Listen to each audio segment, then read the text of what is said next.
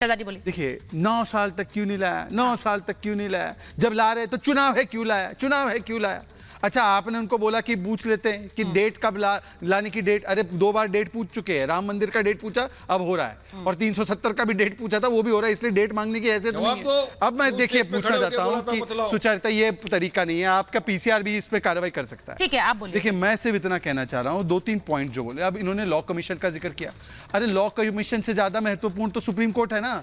Law commission तो statutory body है पर नॉन बाइंडिंग है, सुप्रीम कोर्ट तो बाइंडिंग है। सुप्रीम कोर्ट के जजमेंट, चाहे वो चंद्रचूड़ जी का स्टेटमेंट हो, चाहे वो प्रतिभा रानी जी का जजमेंट हो, चाहे वो 2015 का, 19 का, 18 का हो, सभी जगह कहा गया कि यूसीसी को लाओ। अच्छा ये कहते हैं यूसीसी से माहौल बिगड़ जाएगा, तो जब यूसीसी को संविधान में डाला गया, प्रावधान बनाया गया, माहौल सांप्रदायिक बनाने के लिए किया गया।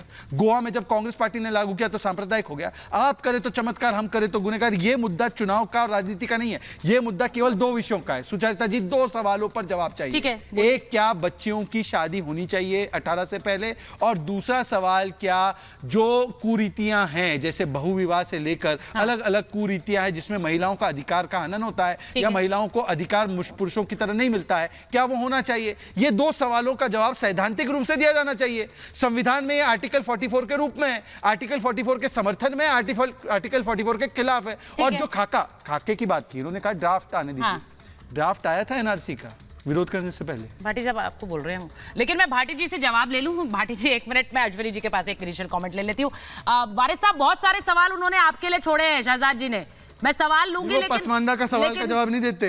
अब आप इसे पसमानदा वर्सेस पठान कर दीजिए, वो नहीं देते। मैं एक बार आ रही हूँ वापस, लेकिन अश्विनी जी ये बार बार कहा जाता है, बहुत से लोग ये भी कह रहे हैं कि भाई देखिए डिबेट्स में ऐसी ऐसी चर्चाएं हो रही हैं कि मुसलमानों को हिंदू रीति रिवाज फॉलो करने पड़ जाएंगे। ये भी चर्चाएं हो गई हैं, सोचिए यूनिफॉर्म सिविल कोड को लेकर। अब इससे ज्यादा मैं क्या कहूं कि इसको लेकर बहुत ज्यादा भ्रम फैलाया जा रहा है, उसे क्लियर करना जरूरी। देखिए सुचित्रा जी, ये यूनिफॉर्म ड्रेस कोड नहीं है, यूनिफॉर्म रिलीजियस कोड नहीं है, यूनिफॉर्म टैक्स कोड नहीं है, इसलिए ये सिंपल यूनिफॉर्म सिविल कोड है। अब सिविल कोड में क्या होगा कि मेरी बेटी और ओवैसी साहब की बेटी को एक समान अधिकार हो जाएगा, हमारे बच्चे और ओवैसी साहब के बच्चों की शादी विवाह की मिनिमम एज एक समान हो जाएगी, हमारे बच्चों का और ओवैसी साहब के बच्चों का विरासत का एक समान अधिकार हो जाएगा, वसीयत का एक समान अधिकार हो जाएगा। एक पति एक पत्नी का नियम हम पे लागू होगा, ओवैसी साहब पे भी लागू होगा। हमारे दो हम पे भी लागू होगा, ओवैसी साहब पे भी लागू होगा। भरण पोषण का अधिकार हमारे बच्चों को मिलेगा, ओवैसी साहब के बच्चों को भी मिलेगा। तलाक, हलाला, मुता, मिस्यार, तहर्रुस ये बंद हो जाएगा और ग्राउंड्स ऑफ डिवोर्स कॉमन हो जाएगा, प्रोसीजर ऑफ डिवोर्स कॉमन हो जाएगा।